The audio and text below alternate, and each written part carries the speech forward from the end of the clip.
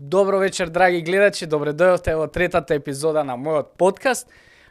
Сакам прво да им искажам благодарност на Прес 24, нашиот медиум кој ни дава поддршка, на Акција 24, на Takt.mk и на Аполо. Исто така да не заборајме Кафана. Денешен наш гостин е Тоше Зафиров и видете зашто си правевме муабет ние. Уживајте! Добар ден, драги гледачи! Во подкаст го имаме најпозитивниот, најдобриот, све нај, Бомбакис! Епа добро, Тош, може да почнеме. Како си, Тоше? Дали си добар? Супер. Фала ти што ја прифати понудата да ми гостуваш, баш ми е мило што денес ќе си направиме мовет. И мислам дека добри теми ќе паднат. Фала на поканата и вече е пола подкаст јас и ти пред да почне да. Да, го направиме моветот на брзина. Али мислам дека ќе има добар мовет. Сигурно. Кажи ми како се снајде прво до тука да доеш и дали беше многу лесно? Дали лесно ме најде? Па со навигација денеска е многу лесно. Па да, ти устари, кажеш. денес све е Многу лесно. лесно и многу брзо и овој не е познат район сепак. Тачно. Така да. Кажи ми од почеток, јас сам да почнеме хронолошки од почеток. Значи, кој е Тоше Зафиров? Дали стварно Тоше се викаш или имаш друго име? Уште едно име. Да, уште едно име. Сам да почнеме кај си роден, кај си завршил, све од почеток, сам за да стигнеме до тука и после тука више може да правиме некои сериозни теми. Да. Влези си. Па правилното име ми е Тоде. Тоа е име што го носам. Само микрофонот ќе си го повлечеш на кај тебе. Е така. Име кој што го носам на дедо ми, но буквално никој не ме знае по тоа име, сите ме знаат како Тоше. И на некој да им спомниш Тоде, сигурно нема да се сете кои сум и што сум. Така да Тоше ми е некој име кој што го носам веќе 46 години со себе. Потекнувам од Тимјаник, тоа е мало населено место покрај Неготино. Можам да кажам дека е испоено сега веќе со Неготино. Таму ми помина моето детство, таму ми поминат моите школски другари, школски денови, моите другари со таму од детство. Од основно па до средно све таму? Таму учев и кај што живее, веднаш до мене беше школото, куќе до куќе, и мојот дедо беше служител во таа школа, во тоа време. И имав некои привилегии од прво до четврто. Потоа во Неготино учевме во основно, па средно исто во Неготино, во средно заврши како прехранбен техничар. И тоа можам да кажам дека се едни од најубавите оние години што ги поминавме, бидејќи сепак тоа беа времења кај што имаше дружба, имаше другарство помеѓу нас, се дружевме, ретко седевме дома, нонстоп излеземе надвор, дали фудбал, дали кошарка, дали било какви игри. Имаше навистина другарство и еве после 46 години тоа другарство се уште трае, што не е од тие детски денови, Тоа што е е добро, навистина да. реткост денес. И исто се почитуваме кога ќе се видиме, исто тоа чувство го имаме како пред неколку години што сме го имали. Тоа е наистина големо богатство и јас секогаш со гордост секаде кажувам од кај потекнувам, од кај живеам, потекнувам од семејство кој што било со некои средни примања, нормално тогаш се живеело од земјоделие и тоа повеќе. И моите родители, татко ми работеше, Бог да опрости, во Гранит, се знае тогаш какви биле платите во Гранит, одеа по Ирак, Иран, знам, за да може да направат некој Нешто динар за повеќе семејството. да екзистенција, да направат куќа или нешто да можат да не сгрижат како родители.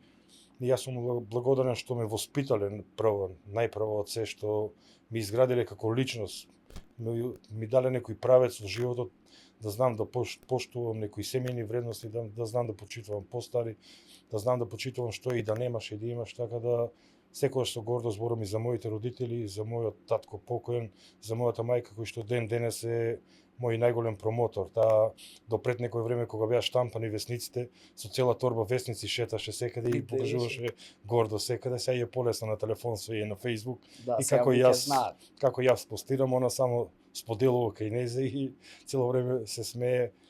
Споделив јас пака и мене, немој да ми се лутиш, не, викам исто, мојот и твојот профил, така да Една е мајка. така знам дека она се горде, како јас што со моите деца што се горде, ами таа се горде со мене и навистина секој мој успех најпрво нормално го споделувам со мојата фамилија, мојата мајка, мојата сестра и тие ми се мојата најголема поддршка.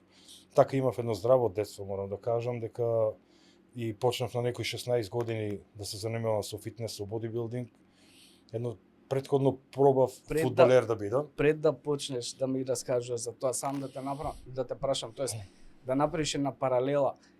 како било тогаш во тоа време и како растат децата сега во ова време? Кое време е подобро? Па види, секое време си носе своји предизвици. Нормално, ние ќе кажеме и сигурно стоам за тоа дека нашето време беше било подобро, бидејќи јас сум од генерација кој што го фати да кажам тоа време кај што не постоја мобилните телефони. И тоа навистина беше добро време кај што имаше вистина искрено пријателство. Денеска нема пријател, сите пријателства се на Инстаграм и на Фејсбук.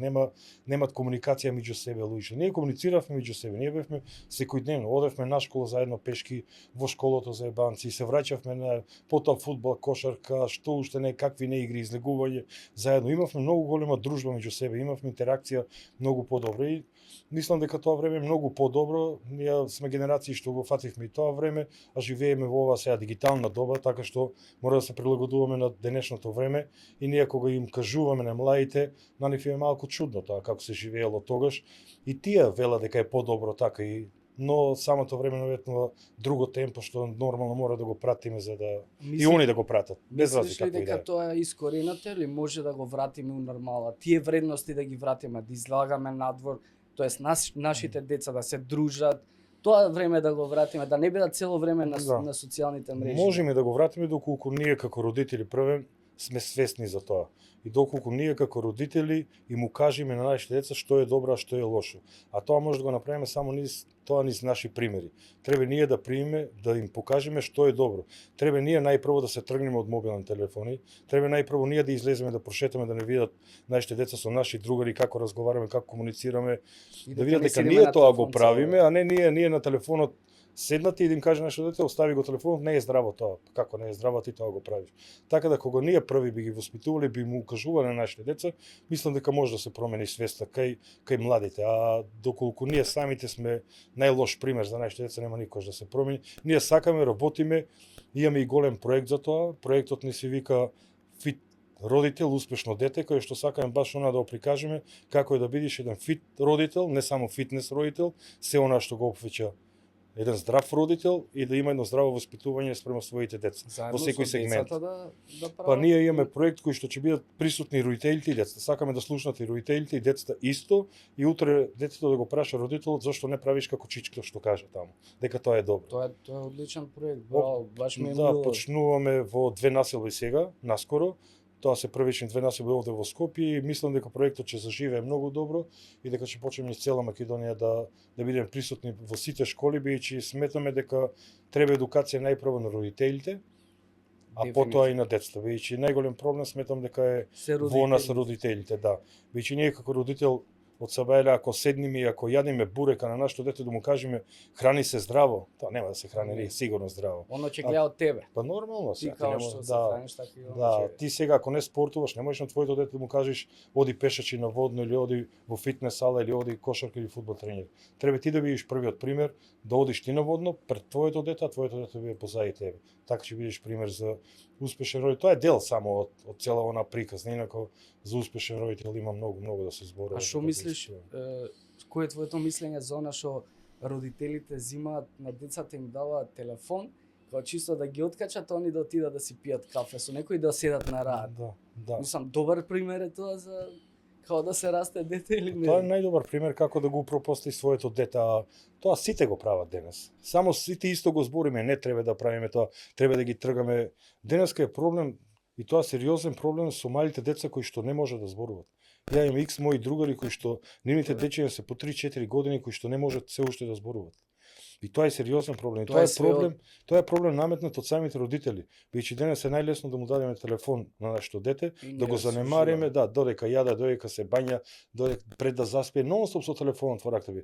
Тоа дете нема никаква интеракција, тоа дете и лоша исхрана и тоа се проблеми кои што ги наметнуваат самите родители и потоа навистина ова е сериозен проблем и мислам дека веќе 40-50% од децата се соочуваат со овој проблем.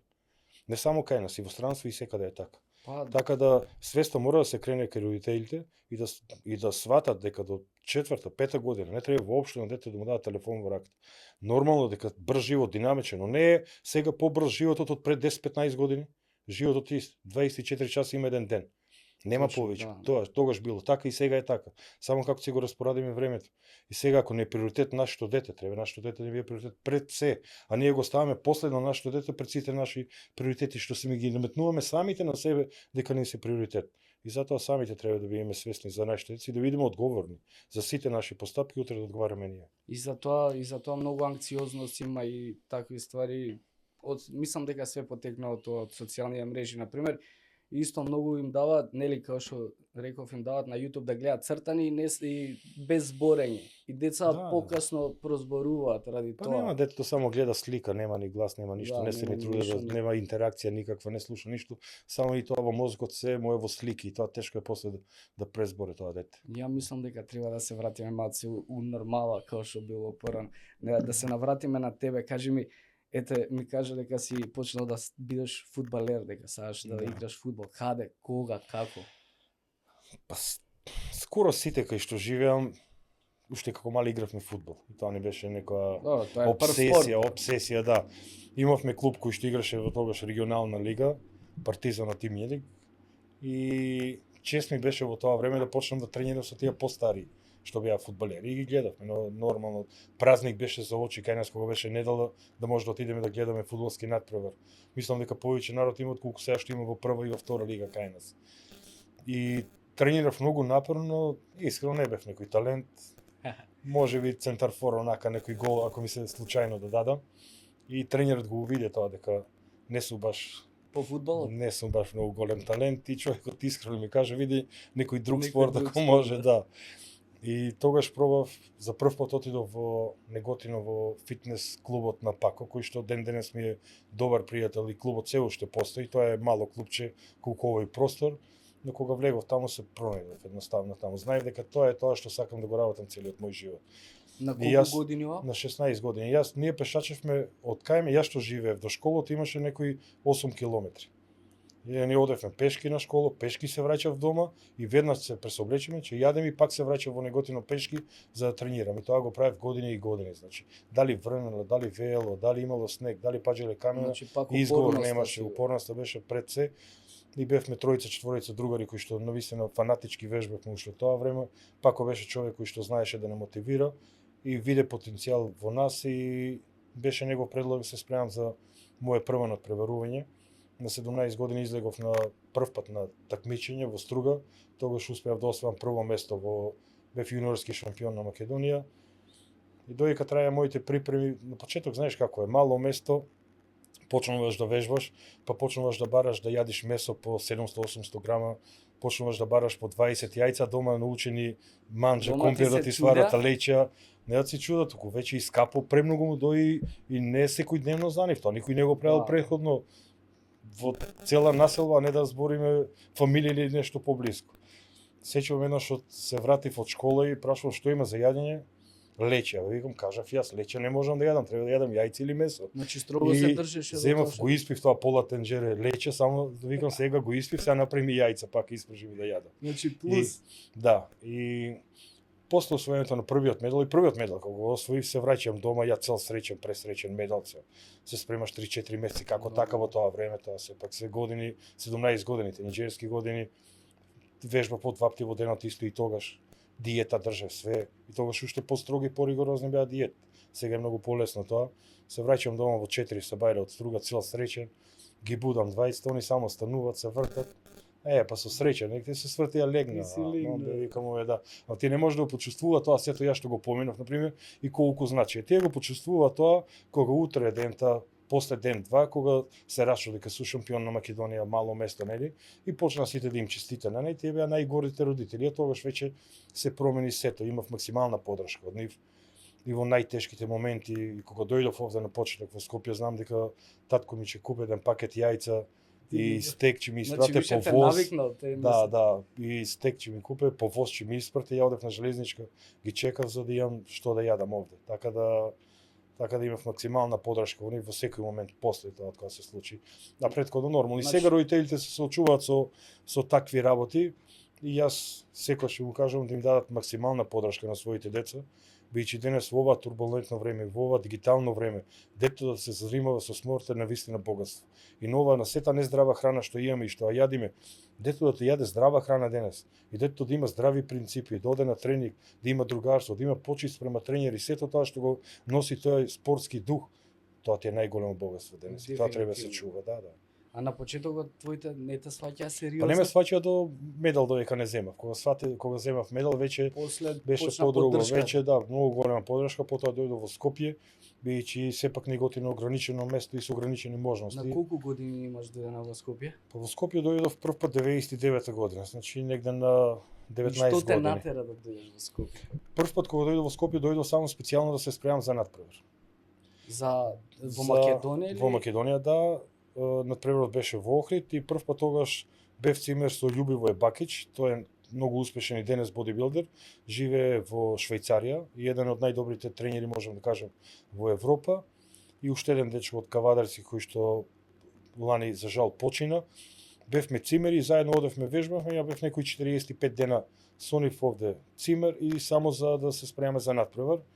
И тоа беше една од најголемите грешки за припреми зборами, најголемото школа што го научи во тие 45 дена, дека ништо не се праве на сила и на брзина. И на брзина.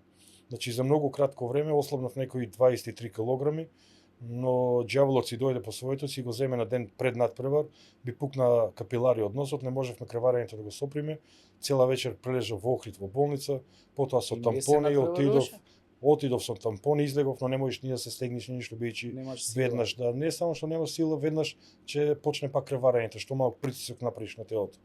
И онака излегов само колку да кажам дека сум бил на бина, бидејќи се спремав напорно за тие денови, но тогаш сватив дека ништо не треба да правам брзо во животот, дека тоа само може да донесе негативни работи понатаму и тоа ми е едно големо школо.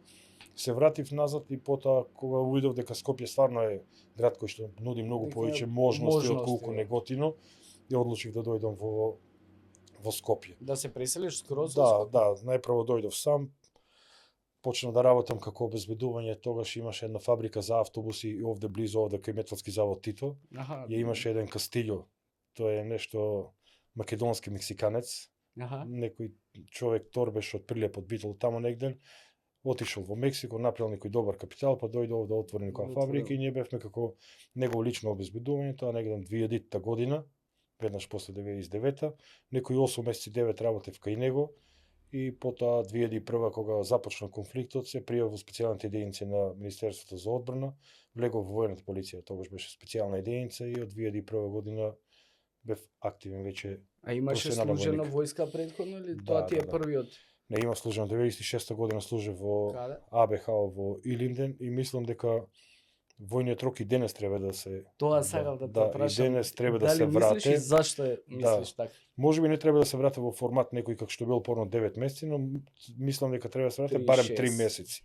Барем 3 месеци, бидејќи за еден маж многу значи одговорност, многу значи дисциплина, многу значи да знаеш колку толку да раковаш со некој оружје, многу значи да стекнеш другарство во таа војска, така да мислам дека таму растиш како маж и таму се изградуваш како личност. После тоа многу ти е полесно се во животот. Таму во 5 часот стануваш. 5:15 си на смотр, 6 сати си на физичко, имаш цел ден активности. Навечер попладне повторна активности, 9:30 веќе си легнат во кревет. Сабајле треба си наместиш кревет, треба си издиплиш униформат, све учиш таму што треба да научи еден маж за да биде здрав маж. И сметам дека треба и сепак треба колку толку ние да имаме познавање од барем основна обука со оружје. Сепак ние сме на буре барут овде.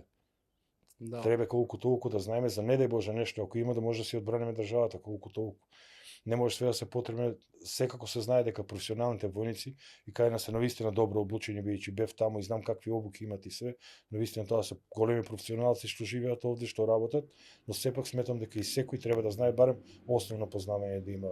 За да може да има дисциплина, да биде организиран. Мислиш дека сега денешниве деца или еве ќе почнам и од мене од 91 генерација па наваму, дали имаат некоја таква дисциплина, навика, нешто да бидат како што треба, како што се учи во војска или тешко тоа? Можеби нема како што се учи во војска, но сметам па од друга страна овие новите генерации имат лесно достапни да учат од многу луѓе денес. посебно Инстаграмот, Фејсбукот и ТикТокот и многу мрежи социјални и многу едукација. И оние луѓе што сакаат да се едуцират, што сакаат да направат некои промени во животот, да бидат одговорни, да бидат мотивирани, се повеќе слушат, читат такви луѓе. Мислам дека има доста млади, јас секојдневно се сретнувам кај мене по 5-10 деца најмалку им пишуваат дневно, што барат некаков совет за како да бидат подисциплинирани, како да успеат повеќе во живот. Така да мислам дека колку негативни работи носи оваа дигитална доба, толку и позитивни има.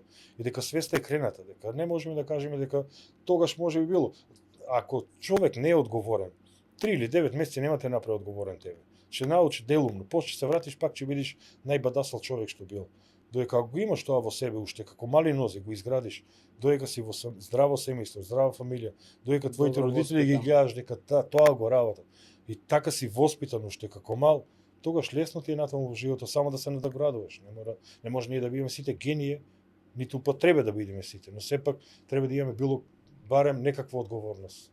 Знам дека читаш книги, ја имам прочитано моите на навиките, после ќе се навратиме на книгите, ама таму пишува дека доволно е 21 ден да стекнеш некоја навика.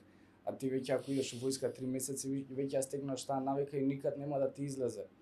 Затоа мислам дека е добра војската да се врати, затоа што ти ако се навикнеш на тој ред и дисциплина, дека ќе си го тераш цело време тоа. Не, дефинитивно и тоа станување во 5 часот не е случајно направено. Па све е организирано тоа. Еве знаеме клубот 5 што од Робин Шарма книгата, што стануваат луѓе во 5 часот, колку се попродуктивни. Ја често пати укажувам и на моите рилсови што ги снимам сите. Па наместо да спиеме до 8, ние да станеме во 6 часот. Ние имаме 2 часа плюс во текот на денот. Плюс. Имаме 7 дена, по 2 тоа е 14 часа. Да не рачунаме колку е месечно или годишно. И колку може да направиме за тие 2 часа. Еве многу пати го имам спомнато, пак ќе го спомнам, тие мои рутини во тие 2 часа што се случуваат. Јас станувам околу 6 часа. Прво што правам, сега веќе почнува да се гледа, отварам, тргам завеса и гледам во дневна светлина, да почнам да го пробудам мозокот. Потоа се симнувам доле, обично пијам цеден лимон, тоа негде на околу 6:15. 6:30 веќе одиме на водно и имам околу 10.000 чекори изодени за 1 час. Денова? Па туку речи секој ден, освен сабота недела, но сабота недела го шетам кучето и кога ќе видиме секој ден. Да, Околу 10.000 чекори, 7:30 се враќам назад, имам здрав доручек, имам туширање со ладна вода, околу 15 до 20 минути прочитување на некоја книга и веќе 8,5 часа излегувам, ја почнувам со моите дневни активности. Значи од 6 до 8 часот ние правиме 5 добри работи за нашето тело. И сега нашето тело, па кога тогаш ќе ни возврата и за тоа ние што го правиме добро за него. Него го измачуваме, ако не внимаваме на него, тоа е исто, како што ќе ни врате со добро, тогаш ќе ни врате со лошо. Ја пошто сум љубител на пиво да те прашам вака, пошто сигурно се разбереш повеќе од мене. Дали е добро да пијам толку многу пиво? Не пијам ја премногу, ама знам да испијам 2-3. 2-3 не е многу, но сепак пак препорачувам некако било каква физичка активност да има. Значи мора да си има физичка активност. Сепак и пивото си има убаво калории во себе, така да треба да ги потрошиме тие калории. Да, дефинитивно. Да не седиме само и да пиеме, пошто еве гледате кој мене ќе се направите, значи не да пиете многу пиво, малку умерено. Да. Кажи ми, сагав да те прашам, пошто ми спомнавме, па после пак ќе се вратиме на тош, пошто спомнавме здрава исхрана, здрав начин на живот. Дали мислиш дека тоа е сега помодарство и дека сега тоа е у мода и затоа сите тоа го прават? Не само што е во мода, после короната луѓето сватија дека единствено нешто што може да те заштити е здравиот живот, здравиот начин на живот. Збориме здрава храна, збориме физичка активност, збориме здрав сон.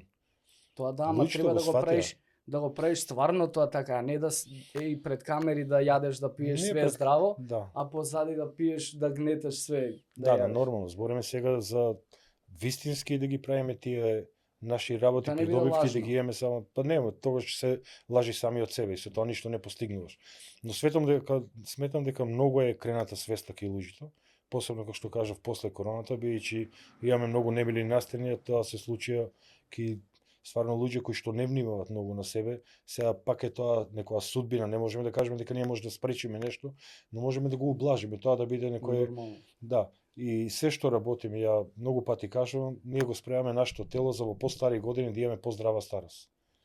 А за да имаме поздрава старост, тоа значи на некои 65-70 години, 75 години, сепак да можеме сами да станеме, да седнеме, да се движиме сами, да можеме да размислуваме сами, да можеме да функционираме сами, да не чекаме да мора некој до нас да има да не поткрени да станеме. А за тоа да го оствариме, мораме да имаме физичка активност, мораме да имаме здрава храна и мора да имаме добар сон. А мислиш дека сега во последно време е скратен векот на живот кај нас, бидејќи нашите, еве да речеме, баба ми, дедо ми имаат по 80 години, а гледам дека сега малце границата се намалува на 60. Не, границата се продолжува и мислам дека со тек на времето ќе се зголемува животниот век, бидејќи луѓето све повеќе и повеќе сваќаат дека овие здрави навики го продолжуваат животниот век, а се повеќе и повеќе луѓе почнуваат да внимаваат на себе. Така, еве гледаме ние, може да видиме Арнолд Шварценегер, Силвестер Сталоне, некои по 75 години како изгледаат тие луѓе. Да, Така да и веќе тие се узор на многу луѓе.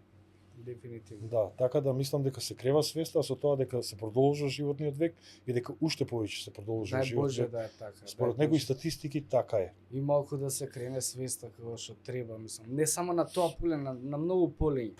Ајде да те вратам сега пак назад. Тоа ќе доаѓа во Скопје, па се враќаш пак во Неготино. Потоа, каде продолжуваш? Во Неготино бев краток период и веднаш дојдов во Скопје овде.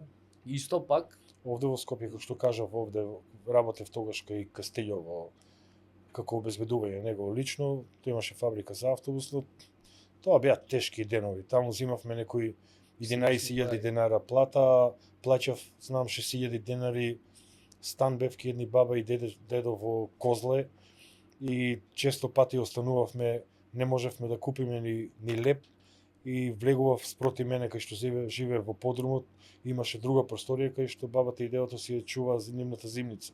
И често пати немајќи што да јадев од нивната зимница, они ќе ме слушна дека тропам во другата соба и ќе ми направи нешто бабичката горе, ќе ме викне да јадам, да. Тоа беа такви моменти, но тие моменти сега од оваа гледна точка гледам дека ме направиле многу посилен и многу да знам да го ценам и да го поштувам како е кога немаш. Така и како е кога имаш и како е да останеш нормален како човек. Така да тоа се периоди кои што во тоа време беа тешки, но за млад човек сепак се борев. Се борев и од дома имав тогаш голема поддршка, бидејќи наистина некогаш немаш едноставно, немаш што да јадиш, не можеш, немав тука ни роднини, ни пријатели, немаш другари тогаш на почеток. Тешко е стварно. Значи мораш да се И ќе се јавам дома, ја готово не можам, ќе се вратам назад. Не, чекај, па ќе ми испратат за јадење, ќе ми пуштат нешто пари, колку да може да преживеам. И тоа беше се додека не се префрли во војната полиција. Тогаш кога влегов во војната полиција веќе имаше малку некој стандард повисок, таму малку поголема плата колку да може да се преживее. Кое време влегуваш во војна? 2001 година. 2001, значи со конфликтот. Да, баш кога беше конфликтот, тогаш влеговме во војна полиција 2001 година и се земавме со мојата сопруга. 2002 година направивме и ми се роди и синчето Блаже. И 2002 година знам дека земав и Габриела и Блаже, само што се роди имаше неколку месеци во Скопје, овде дојде и они. Но исто и тоа беа тешки периоди што ги поминавме заедно, веќе живеевме во еден подрум кај што немаше ни кујна, ни каде да направи јадење, тоалет надвор имаше, некои 9-10 месеци живеевме таму, но бев цврсто решен овде да издржам, овде да останам, бидејќи знаев најлесно е да се вратиш назад. Еднаш ако се вратиш назад, се откажеш, не можеш никогаш. Многу е лесно да се помириш со поразот. Да. Но е тешко да продолжиш и да успееш. Да, не сакам да се вратам назад. И тоа траеше негде до 2002-2003, навистина турбулентни, бидејќи веќе кога имаш и фамилија и дете имаш, тука веќе не само трошкови, ти имаш одговорност према детето. На почеток памперс, една друго почнува па градинка, се тоа треба се плате. Сега јас сум у таа фаза. Габриела не можеше да работи тогаш, се уште бидејќи мал Блаже беше. Така да тежок период негде до 2003 година. 2003 се запознавме и со Урко и почнавме да работиме и на врата во тогашно маната дискотеката. Пред да ми кажеш за ова, сам да те прашам искуството од 2001. Каде беше, што правеше, кога беше војната? 2001 година па прв пат кога отидов на проверки во војна болница, кој што ни правеа прегледи, баш тој ден имаше многу жртви, не ми текнува сега точно од каде, да не зборам на памет, и ги донесоа со хеликоптер, буквално беа луѓето распарчени.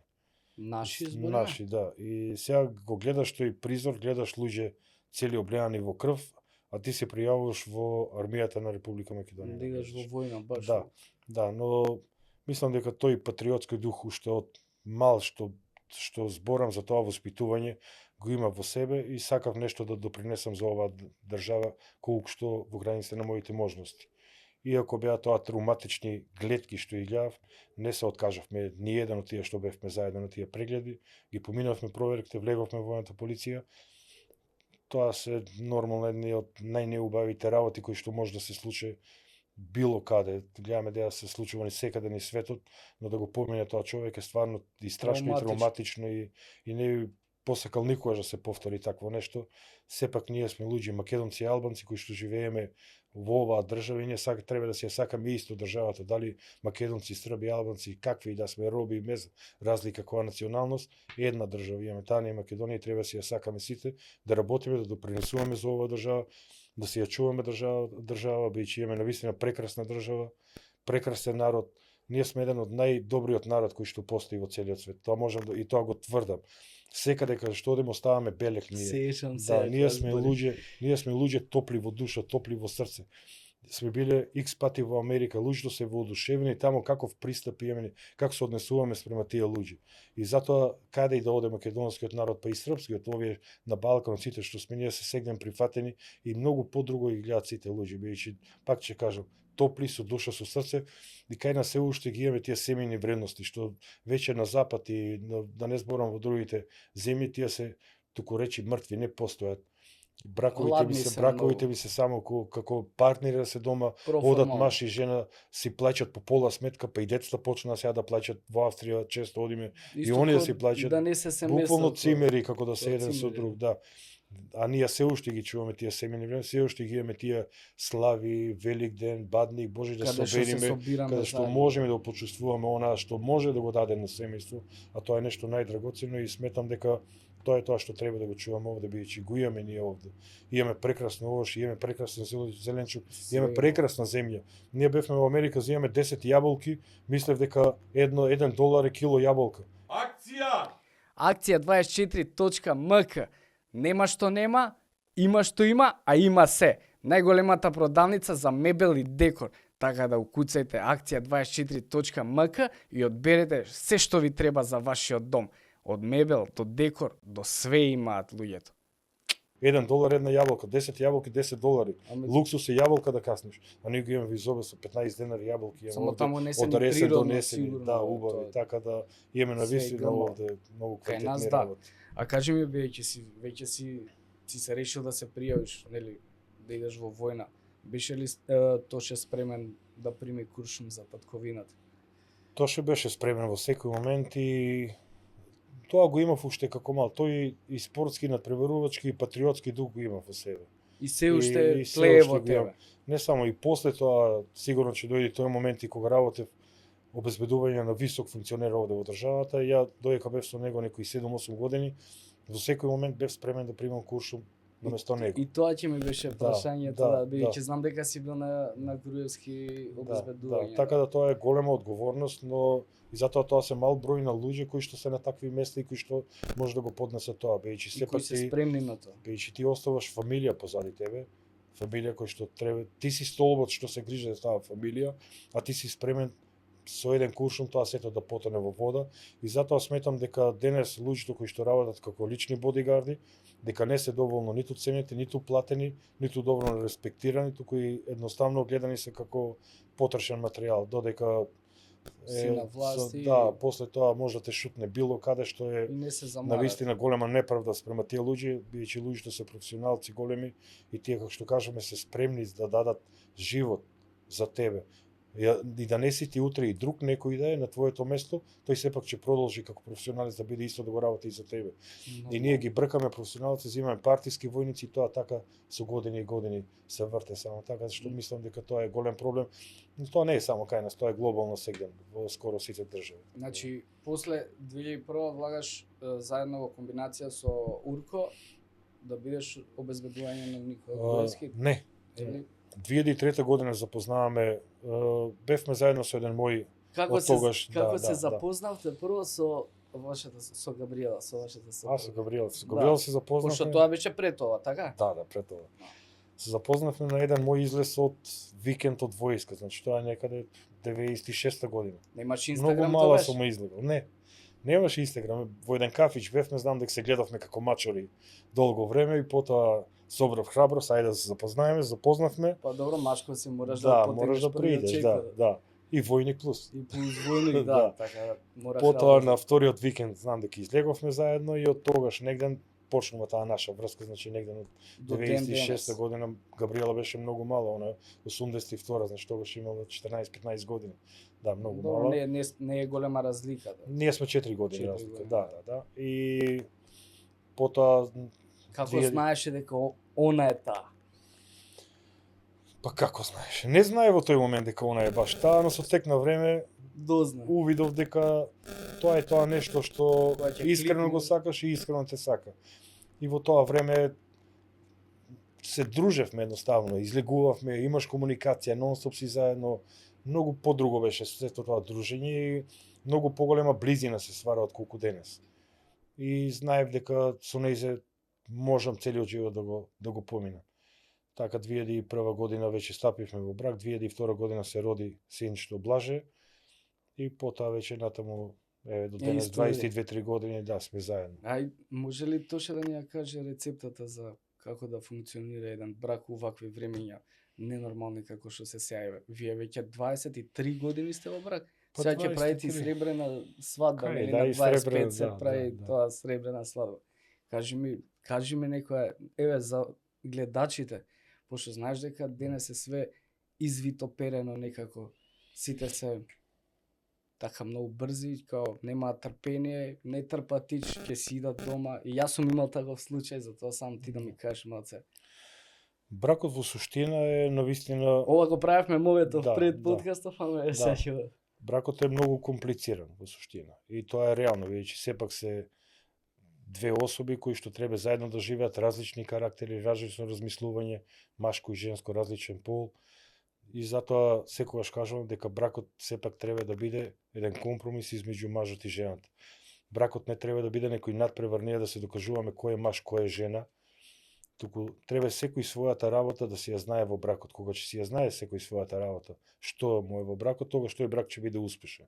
Додека сега гледаме дека се повеќе, сега не сакам да навредувам, не сакам да навлегувам, не знам ни точно што значи феминизам или тие поими, но гледам дека многу работи се мешат, дека жените сакат да бидат, да ги работите што ги работат мажите, да бидат дел од тој машки свет, да бидат рамноправни сакат, тоа е во ред, но од друга страна сакат и мажи. Нема мажи, викат. Па не може сега сакаш да бидеш рамноправен и бараш маж. Сепак мажот е маж. Мажот уште во праисториско време ако земеме, тој бил ловец, тој одел на лов, тој гледал да однесе за своето семејство храна. Жената била таа која што спремала дали риба, дали животно некој ќе однесе што треба да го спрема за ручек. И тој бил тој што треба да го заштити своето семејство, дали од други луѓе, дали од животни или од било што. И тоа така со години и години еволвирано. И ние во нашиот ген е тоа така. Мажот треба да биде тој што е маж, јас секогаш кажам, мажот треба да биде маж и мажот да биде алфа маж, но мажот да биде навистина сопруг, маж, сопруг, родител, грижлив, да може да му допринесе на тоа семејство никогаш да не пати од ништо. Не да го остави тоа семејство без храна, без вода, да не може сметки да плати или било што. Туку секогаш да може финансиски, психички, ментално да биде столб на тоа семејство. Тога ќе биде тој одговорен и сопруг и маж, и тога ќе биде тој алфа маж. А жената нека биде алфа жена, нека биде јака жена. Нека биде таа што секогаш може да го бутне, да го гурне својот сопруг да биде уште поуспешен. И таа нека биде успешна, нека работи. И мажот исто така треба да дава поддршка на жената. Но сепак да ги распоредиме работите, што е работа на маж, што е работа на жена. Не може ми на жена да ја кажеме се каче на покривот да менјава керамида. Се согласувам. Тоа е работа на мажот. И секогаш мажот треба да го направи тоа. Не можеш ти да одиш на улица некој да ти ја закаче твојата жена и жената да те бране тебе. Да. Не, ти треба да бидеш мажот што ќе застане за својата жена, сопруга, девојка што и да е да одбраниш, макар и за твоите деца утре, за што и да е. Така да мажот треба да биде една стабилност во бракот, да му пружа на семејството стабилен столб. И многу е битно мажот и жената да имат исто размислување. Сега не може тоа веднаш да се случи после зимање, после брак или додека се обврскано со тек Треба на да си времето. легнат работите. Тек на времето треба. Кажеме на Габриела што направи. Она знаеше дека мене ме привлекува бодибилдинг, фитнес, дека сакам да одам по такмичења, дека и сакам такви луѓе, девојчиња што изгледат така. Таа кога веќе детство порасна, почна со мене да тренира, јас сакам да ме спрема за надпревар. А она на почеток не беше... Не беше само со Заинтересиран? мој надпревар и доаѓаше храна, све што ми треба, ми готвеше, заедно Да. бевме на сите такмичења, никош не се спремаше. Од 2015 година почна со мене да тренира, почна со мене на такмичења да доаѓа, почна све со мене, заедно да јадеме, заедно да одиме и ние буквално сме секој дневно заедно. Значи заедно стануваме, заедно легнуваме, заедно одиме во теретана во фитнес центар, заедно се враќаме и оние тешки моменти кога тие од тие напорни диети по 7, 8, 9 месеци некаш ги држиме, кога ни е најтешко, ние ја споделуваме таа мака. И жената е со тебе во најтешките моменти и јас сум со нејзе во тие тешки моменти. Одиме на надпревар, поминуваме низ Голгота, но заедно сме. Заедно се држиме за рака, заедно све ќе поминеме ние. Тоа е бракот. Тоа е бракот да може двајца да функционират, да бидат заедно, да бидат како едно. А најлесно е да се откажиш денес. Денешните млади се повеќе и повеќе при најмал проблем се откажуваат. Не се борат за бракот. Па за брак треба се бориш ти да обстане. Тоа ти е како една фирма да земиш да градиш од нула да изградиш да биде империја, така и бракот. Треба од нула да го изградиш да биде најсилно нешто, најстабилно нешто да биде. Ја имам една таква случка, ќе ја кажам, валја жена ми нема да ми се наљути. Пред нејзе бе верен. И ќе се скараме со таа што ми беше бившата вереница, еднаш два пати, ќе си идам ја дома. Сега, ќе си идам кај мама и тато. Видам како бе така ќе си идеш кај мама и тато, нели си кажала да, нели све ќе правиш со мене и такви ствари. И мислам дека тоа сега моментално младите, ако нешто не им штима добро, не им иде дома, они одма бегаат. Мислам, тоа не е правилно и не е рецептот кој ти што го кажуваш сега. Мислам дека не е тоа воопшто не е во ред, нешто не е во право, но мислам дека овој и брз турбулентен живот допринесува за тоа.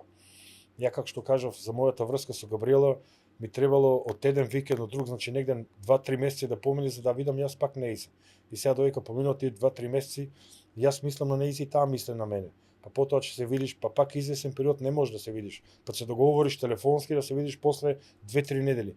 И тука веќе се раѓа некаква љубов, емоции и чувства, бидејќи ти константно, континуирано мислиш на таа особа, на таа личност. А денес нема, денес едно смајле да ти пратат и ти веќе си во пола во врска. А веќе ако добиеш и срце, тогаш си во врска. И веќе нема каква љубов, зборови не за каква љубов. Многу е тешко да се изграде тоа, бидејќи влегуваш во некаква авантура без емоции, без чувства. Да, денес све е сведено на социјални мрежи. Не е тоа како што било порано, Да. веќе моите, не знам, сите тие генерации што се вашите се денес уште траат. А денеска има, например, многу разводи и одма ќе се земат еднаш и чао пријатно.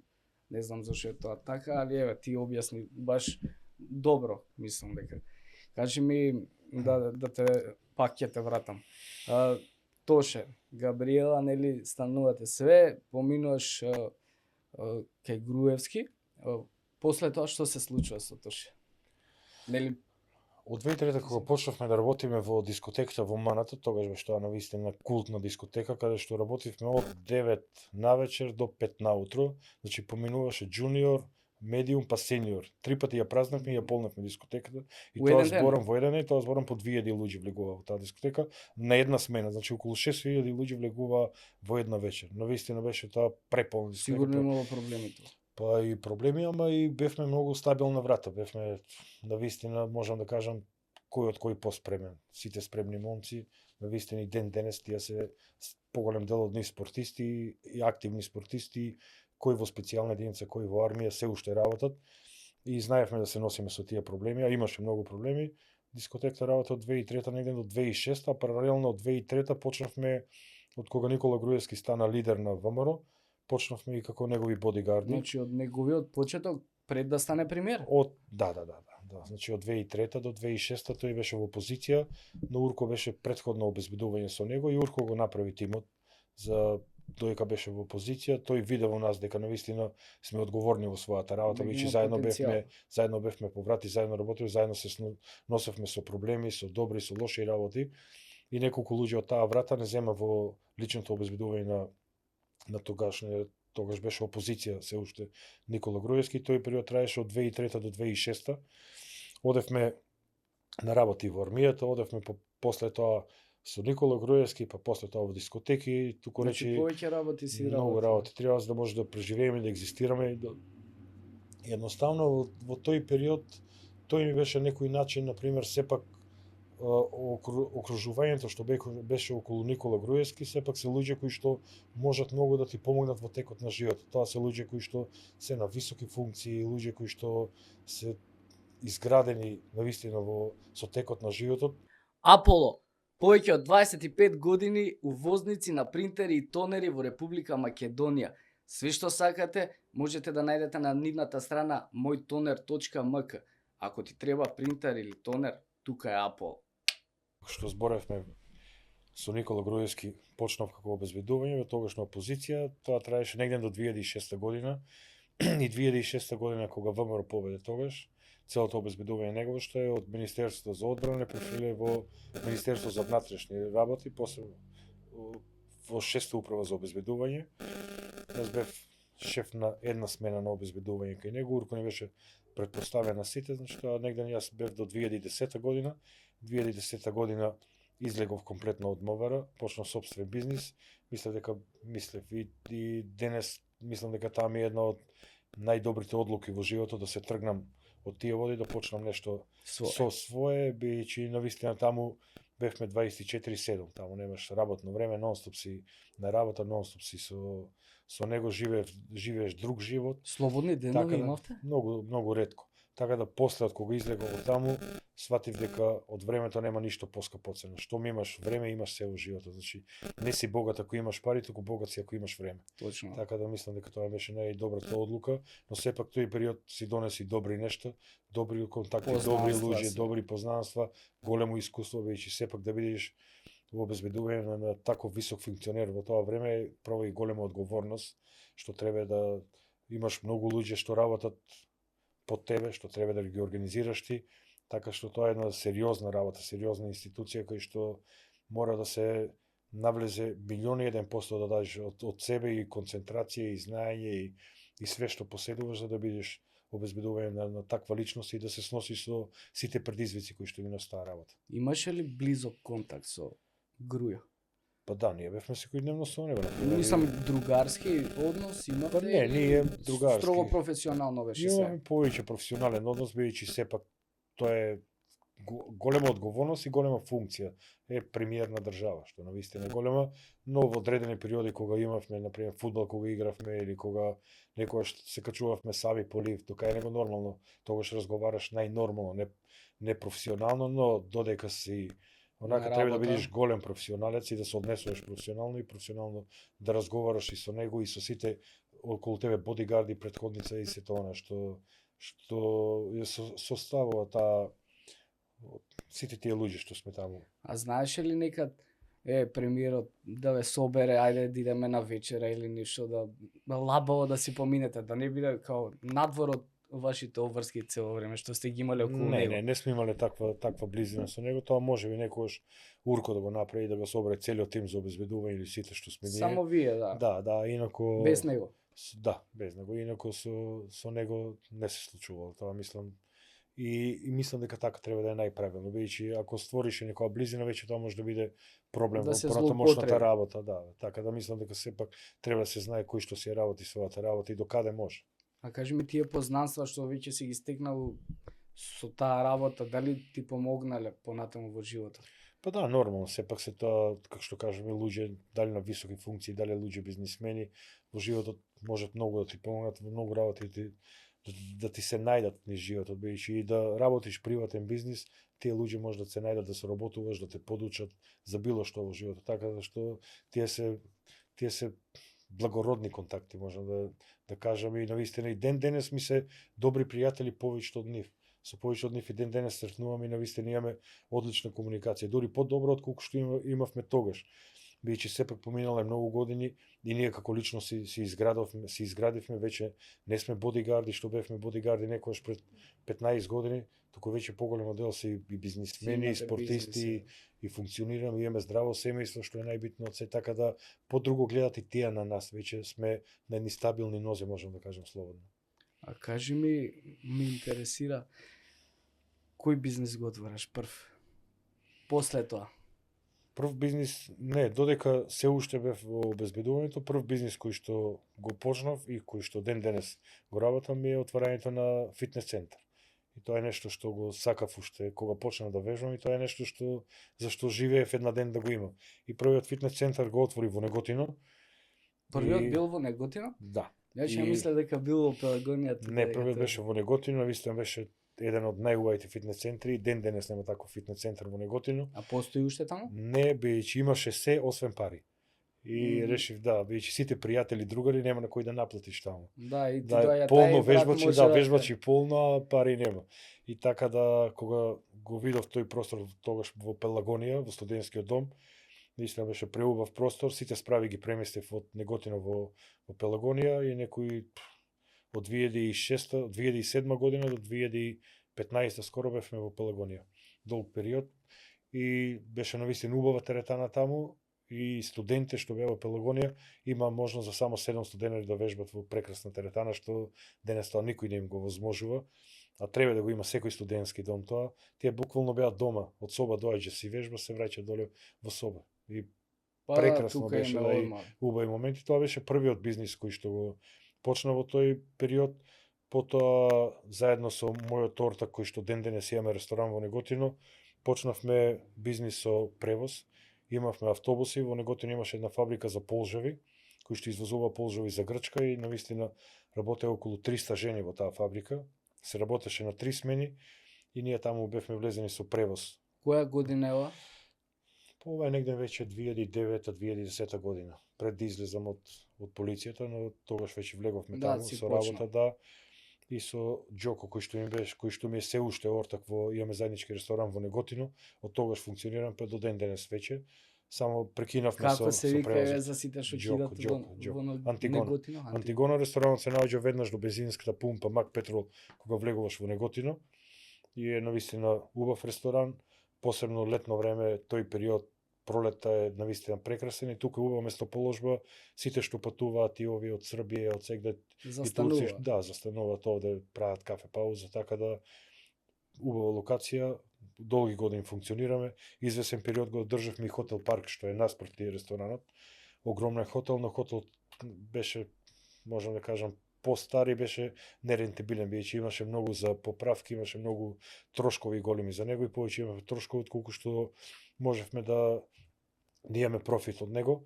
Оставивме само ресторанот, го држиме. Превозот извесен период работевме со школите, имавме превоз на ученици, вршевме и сега останавме само во Неготино со ресторанот, го држиме, но во меѓувреме отворив сега фирма во Австрија со моите партнери од Австрија што ми се. Отворивме шоп за суплементи за Олимпија Гер, да. Целата гардероба на Олимпија отворивме таму, навистина тоа е еден прекрасен шоп кој што и веднаш се наоѓа до македонската амбасада, таму убава локација и македонска амбасада сепак ни е наша таму. Па нормално. Комши сме сега и таму. Поддршка сигурно ви дава. Исто и жената што е заменик амбасадор во Австрија ми е куќе до куќе живееме горе на водно на Теферич, така да така се погоди таму и тука комши, да. И тоа ни е ми се некои од бизнисите кои што ги работам и има мој тим кој што работиме онлайн тренинзи, многу персонални тренинзи. Тука ми е поголем дел од фокусот, сега имаме голем проект кој што сакаме да имаме повеќе од 20 до 30 онлайн тренери на располагање, кои што луѓето навистина че може да се најдат животни ментори. Имаме почнато веќе и навистина во мојот тим стварно се луѓе кои што се професионалци, луѓе кои што повеќе од 5 години, најмалку 5 години се занимаваат со фитнес, луѓе кои што се сертифицирани, луѓе кои што имаат завршено најмалку факултет, а гледам да имат и повисока школа, бидејќи сепак ми значи за интеракција и со луѓето како контактот се одвива и довербата луѓето како гледат на нив. Така да сите од тимот, ево да ги спомнам, Габи Кајмен е клинички психолог, Зоки е адвокат, Маја е магистер, јас сум дипломиран психолог, сите значи се луѓе кои што и сите имат поминато и надпреварување, Бијќи инсистирав да имат барем едно такмичење поменато, да осетат на себе како изгледат тие строги диети.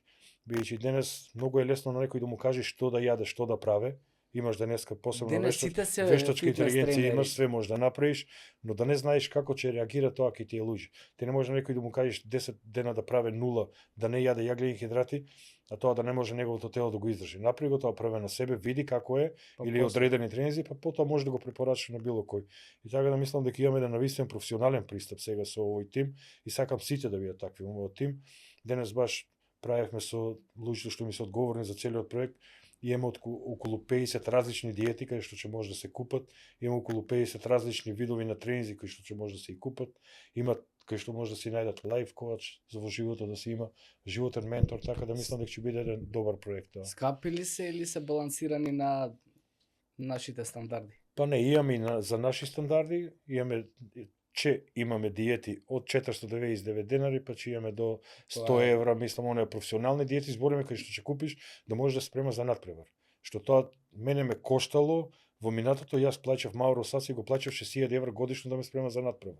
И сега јас тоа им го давам за да може за 100 евра да го имат сето тоа Малку не школо. за џабе. Да, така да ќе биде прифатливо за наши услови, тоа доста прифатливо. Имам многу интересно прашање за тебе, дали Тоше Зафиров, кога бил мал, имал замисла дека ќе стигне до ова ниво сега што е? Да. Да? Да. И како се чувствуваш сега после све што си поминал и што планираш понатаму да направиш? Знаеш како се чувствувам? Цело време си имал замисла ова да го правиш моментално што тоа си го сакал цело Да. време? Да. И затоа секогаш кажувам луѓето да веруваат во таа енергија. Дали е Господ, дали е Аллах, дали е Буда, дали е Јуда, не знам што е. Нешто постои. Не сме никој случајно на оваа планета и ја и ти не сме овде случајно што го правиме овој подкаст. Со некаква причина сме. И некои работи за кои што ги сакаме, посакуваме, копнееме, живееме, кога тогаш ќе им се остварат. Јас со пример, ние кога одевме со сестра ми на нивата, она се лоти кога ќе кажам дека одевме на нива и секогаш нели како мал, што сакаш да бидеш кога ќе пораснеш. Јас секогаш кажував сакам да бидам обезбедување на некој познат човек и сакам да бидам познат билдер. И двете работи ми се остварија што ги посакував на 12-13 години, што сум ги посакувал. Значи и двете ми се и се уште го живеам тоа. После Кевин Леврон ми беше мој најголем идол кога почнав да вежбам. Да одиш сега кај мене во Неготино, во мојата соба да влезеш кај што сум спиел, стоат постери од Кевин Леврон. После 22-3 години ја постанав негов бренд амбасадор. Кевин Леврон пред неполни 8-9 месеци беше кај нас дома, со моето синче свирија гитара, заедно спремавме заедно јадевме во Америка, кога одиме, прво одиме кај Кевин Леврон, негов бренд амбасадор во Македонија, неговите производи ги продаваме во Австрија и нашниот најблизок пријател. Значи, дете од Тимјаник, Неготино, Кевин Леврон, човек од Америка, сега најдобри Сега сте пријатели. многу блиски, да. Но сум сакал тоа да се случи. Сум живеел за тоа. Значи- Сум го сакал подсвеста работи, што зборевме Да. за тоа. Подсвеста има, тоа секој човек има и тоа се постигнува, само треба да го сакаш длабоко во себе и да живееш за тоа, но и да работиш за тоа. Не само да го универзумот ќе посакуваш. ти го врати тоа Да, но се не што си само го да посакуваш. посакувал. Затоа зборам, тоа што го сакав како мал, и јас сум благодарен. И секогаш кога ќе станам сабајле за благодарувам на Бога, секогаш кога ќе легнам навечер исто. Имам моја молитва која што јас ја користам за мене и доста пати и преку ден за ова се што имаме, што имам здраво семе, што имам фамилија, што имам пријатели, што имам другари, што живеам, сум благодарен на некој, бидејќи никој не сме овде случајно на оваа планета во овој момент сега. Верник ли е Тоше? Да. Да, Тоа го веруваш, идеш цело време идеш на литургија, на такви Цело ствари, знаеш? цело време не, но знам Али да знаеш отидам, да знам да испоштуваш. отидам баш сега кога доаѓав наваки, пред мене беше крстот во аеродром, што е знам да се прекрстам, знам да се помолам и баш викам ова е нешто најубаво направено што е во аеродром овде. Дефинитивно. И навистина е нешто преубаво, знам да отидам во црква, знам да отидам во манастир, моите деца знам и сега сум среќен што мојата ќерка Ангела без да и кажам на нејза, она секоја недела оде во црква да се запали среќа во соборниот храм. И тоа е уште поголема гордост за мене и посреќен ме прави што ги има тие духовни вредности кај нив. А тие се нешто најбитни за еден човек, да има да веруваш во нешто. Нормално. И сите мора да веруваме во нешто. Не може. И најголемите неверници што биле. Кога дошло после Најлошото. тешко кога да го земеме Стив Џобс. Тој не верувал воопшто, но кога се разболел од рак, тој почна да се моле на Господ да може да оздрави. тогаш сите почнуваме да веруваме во нешто. Да, Но треба да веруваме сега и кога сме здрави и прави. Па ние примајќи се очи, зраци, све функционираме, ние здрави и прави, ние да кукаме, па жално и греото. да. Па земи работи, земи ствари, земи прави, све можеш да направиш денес. Здрав си, жив си, прав си, така да Најважно од све се можеш тоа да е. направиш. Најважно од све. Кажи ми за Америка не кажавме како стигна тоше до Америка, што направи таму, што Дел од правеше, сонот. да. Сакам Дел- малце да го тој сегмент од твојот живот сакам малце да го позборуваме, покоментираме малце. И тоа е дел од тој универзум што го спомнав. Како мал ги гледавме тие видеокасети со Мистер Олимпија, тие списанија Flex и некои други што беа во тоа време, бидејќи немаше тогаш интернет. Единствено нешто некое списание ако се донесе од Америка или некоја видеокасета ако може да изгледаш некој такмичење и копнев, но не верував дека може на ден да стигнам на истата бина да бидам со тие великани на бодибилдинг и на фитнесот. И навистина многу го посакувавме тоа и после известен број на години се оствари тоа. Мислам дека првиот пат бевме баш кога беше короната. И тоа беше баш многу турбулентно, бидејќи такмичењето требаше да се одржи во Лас Вегас и се спремавме за септември месец. Тоа се некои припреми кои што траат 7-8 месеци за тоа такмичење. Тогаш имав тренер од Америка, Србен кој што живее во Америка и ја темпиравме формата за септември. Август месец ни известуваа дека такмичењето се преместува во октомври, не во Лас Вегас, туку во друг град, во друга држава во Америка. Заради короната, да. Се спремаме за октомври, октомври ни известува дека повторно се одложува, такмичењето се преместува за декември во Флорида. И сега ти имаш септември, октомври, ноември, декември на цела диета што си ја правил, плюс уште 4 месеци, плюс карти да менјаваш, плюс хотели да менјаваш. Така да отидовме некако во Флорида. Флорида навистина беше тогаш многу лабава. За прв пат во Америка? Тогаш прв пат бевме и во споредба со сите други држави, Флорида беше баш лабава. Не се носеа ни маски, немаше ништо, беше слободно и такмичење како да нема корона воопшто.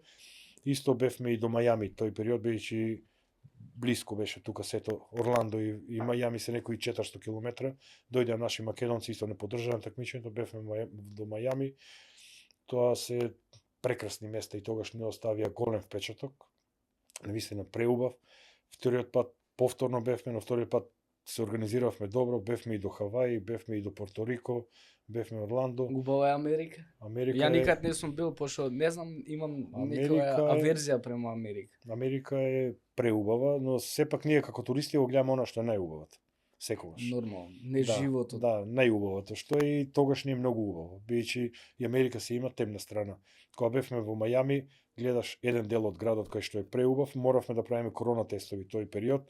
Бевме само на 1 километар од центарот на градот, се наоѓа гето. Каде што го гледаш убавиот Мајами, а стоиш на 1 километар буквално во гето, она што гледаме на филмовите. Па да, на филмовите што гледаш, нормално тоа. И потоа кога отидовме во Лас Вегас следната година, втората година повторно бевме во Орландо, но веќе беше лабаво све и отидовме исто и до Хаваи, но одмор бевме после такмичење. Исто е као на филмовите што прикажува. Judas Park филмот што гледаш, тоа е преубаво, наистина е друга планета. И следната година кога бевме во Лас Вегас е нешто најспектакуларно што може да биде и тоа е навистина не друга држава, друга планета, друга димензија. Влеза по тие казино. Па гледај се, таму сакал не сакал влегуваш. Нормално. Ние не знаевме како изгледа тоа. Секој хотел си има своје казино и таму ти треба некои 8 до 10 часа само еден хотел да прошташ. Го прошташ казиното, трговскиот центар, а така секој хотел си го има тоа. И тоа се хотели зборам со инвестиција од 2 милиарди најмалку. Ние спиевме во хотелот во Планет Холивуд што е. Тоа е еден од хотелите што е еден Силвестр Сталоне, еден од собствениците на хотелот. И во тој хотел беа сместени сите овие надпреварувачи што се на Мистер Олимпија. И сега станува со нив, доручкува со нив, јади со нив, мерење со нив, вежбавме во Dragon Gym, таа една теретана на Flex Lewis, еден од најпознатите билдери во Америка. Вежба со сите, и сонот што ти бил како мал, или што си гледал оние на YouTube, на било каде, и сега си сонив. И тие се најнормални, најкомуникативни луѓе, понормални од овде луѓето што се, бидејќи јас сметам дека човек колку е поуспешен, дека е толку понормален. Само кај нас е обратно. Само кај нас е Да, обратно, кај нас е да. обратно. Малку ако веќе човек види успес, тук се преобразува Славата ги удира и у мисли глава. дека све е негова, горе се луѓе толку призими, разговаравме со Джей Катлер и со Биг Реми и со Шон Рей, со сите оние што се еминентни луѓе од светот на фитнесот и бевме заедно на вечера во ист ресторан, бевме и со Биг Реми, и со Шон Рей, со сите тие. Со Джей Катлер разговаравме за Македонија, за Александар Македонски. Последната година кога се видовме му однесов Човека дека е македонец или дека кога се видовме следната година му однесов вино од Бовине да му направам реклама. Александар Дегреат, исто човекот беше воодушевен што сум се сетил на него и вика овие вина ќе ги чувам заедно со мојата сопруга во Америка да ги пиеме, што направивме да навистина добар гест. Джей Катлер е икона на бодибилдингот во светот, тој човек што бил 4 пати мистер Олимпија, навистина кој што многу има постигнато.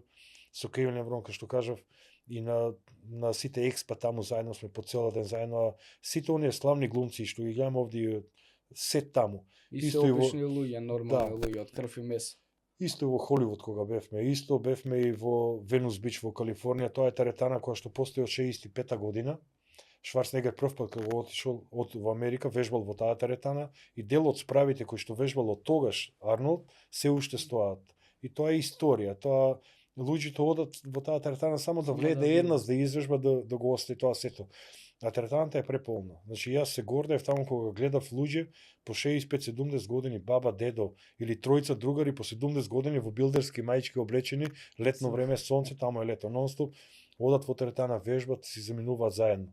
И сега само единствено таму не се сретнавме со Арнолд Шварценегер. Он тренирал секој ден од 8 до 9, а ние одевме во 10 часот, не знаевме дека тренира тоа време.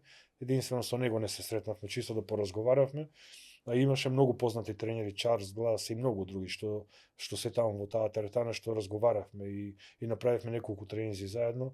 Наистина тоа е Масл Бич ти е плажа на билдерите. Зборам од 65-та година што постои. Да. И тоа е место кое што секој го посетува, тоа е историја. И тие се, например, убави места кои што во Америка кои што треба и вреда да се посетат. Да се посетува. Да. Холивуд исто бевме повеќе пати и Холивуд си Некој од глумци приказна за себе, приказна со себе. Во Холивуд не, во Лас Вегас доста сретнавме. Имавме средба и со Стивен Остин. Случајна средба во Планет Холивуд, тој имаше некое шоу негово и некои 1000 луѓе имаше на собрано по страна, го гледаа сите.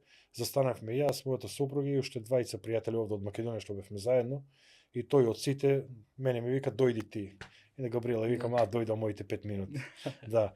И со него имавме околу саат време снимавме некои интересни, тој имаше да погодува со коцки, кои коцки се така, се дружевме околу саат време. Имав понуда заедно со него, имаше некој реално шоу во Тексас кај него што треба да го снима во природа нешто, но англискиот јазик ми е малку проблем. Така да оставивме, одложивме за кога ќе одам следниот пат, да го подобрам англискиот јазик, да може нормално да имаме комуникација таму бичи.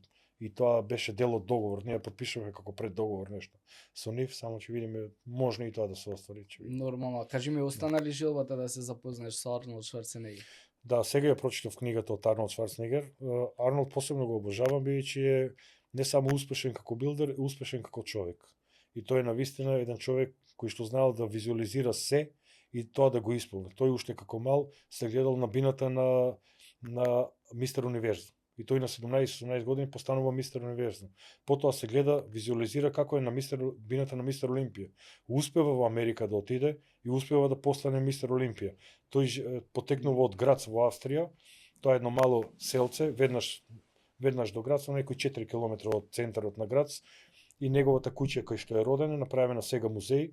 Јас секогаш кога одам во Грац ми студира синот и одеме многу често таму, обавезно одам во неговата куќа и онака ми убаво кога ќе влезам и кога ќе го оставам тоа чувство дека тој спил на тој кревет, тој седел таму, го има шкафот негов од војска кај што бил, тука пољаната кај што трчал, кај што вежбал, кај што се спремал се. Тик-так. Ве потсеќа на нешто? Тоа е македонски производ. Часовници и новчаници кожни многу се добри, многу се ефикасни и може све да собере у нив. Проверете на tak.mk, изберете си ефтини се, а се македонски, поддржете македонски производи. И човек од едно такво мало место кој што успел да стане и гувернер на крај на Калифорнија, навистина започне. Тој е неговиот ентузијазам и дух што го има за спортот. И неговата упорност допринеселе да стане тој гувернер на Калифорнија. Тој точно знаел што сакал во животот. Сакал да биде билдер најуспешен во светот, најуспешен од сите, бил. Сакал да биде глумец, но не да биде глумец, сакал да биде најуспешен глумец и стана во тоа време еден од најплатените глумци. Потоа сакал да биде гувернер на Калифорнија, да помогне колку што може. И 2 пати беше избран за гувернер на Калифорнија.